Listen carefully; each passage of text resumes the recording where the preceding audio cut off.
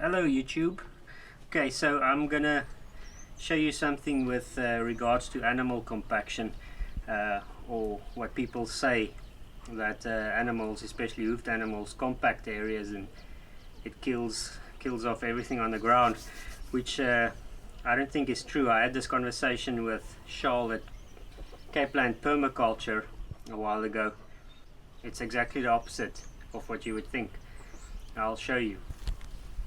Now if you look over here on the non-animal side of the property, where we only have chickens and humans and a dog walking around, the Bermuda, the quake grass is slowly recovering, taking over. Could be better, it's not the best. Now let's go see inside the goat camp.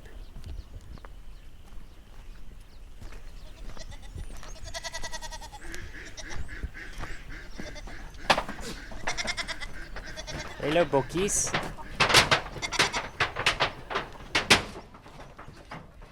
Now look on that side of the fence where the ducks are over there, and then I pan over on this side and look at that. Super green, rich in nitrogen, and about 4 times the length. And this stuff was completely soil at the beginning of the summer. So I am definitely not convinced that animals kill in compact areas, especially as you can see where there are problems. Certain weeds will take over and start solving that problem for us. Now if we look down here, pull that camera down.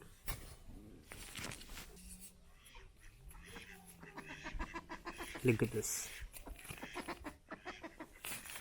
That is not compaction. And while we're on the note of goats, if you don't have any and you've been planning to get some, you don't need much. These are our ewes, and they don't need much of a large space. This area is much more than they need. They won't overgraze it. So some days we just have to ignore them because they get so picky and fussy. They would ignore a bale of oat hay just so that they can sit at the fence and scream for something like lucerne, which obviously they like more. You have to be cognizant of that. They do like to snack, so throwing the odd carrot out, or food scraps or kitchen scraps, or cuttings from the olive trees, gum trees, keerboom that we've got. Now they love that stuff. So if you know that they can eat it, then you can give it to them, and they'll convert it into instant overnight compost for you, which is nice. And if you do want to keep them around, let me try to show you here from a bit further away. You don't even need a shelter this big. We slapped this together in probably 2 days with some pallets on the floor to keep them off the moist ground. It does get pretty wet here in winter. The pallets keep them dry. And Jojo plastic pumpkin house on the inside, which wasn't too expensive. They seem to only sleep in there when it's really cold. Even last night it was 8 degrees Celsius and they were sleeping on the roof there.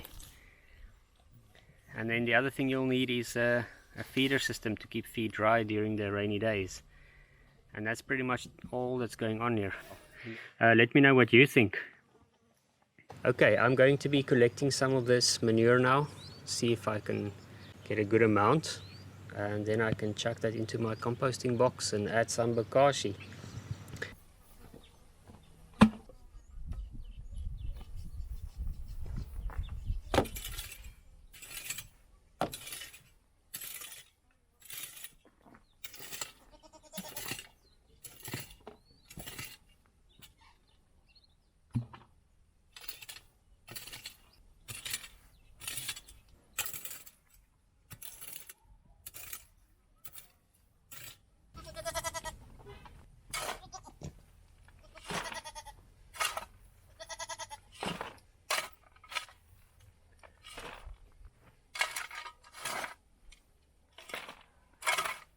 Okay, thanks everyone. Thanks for watching.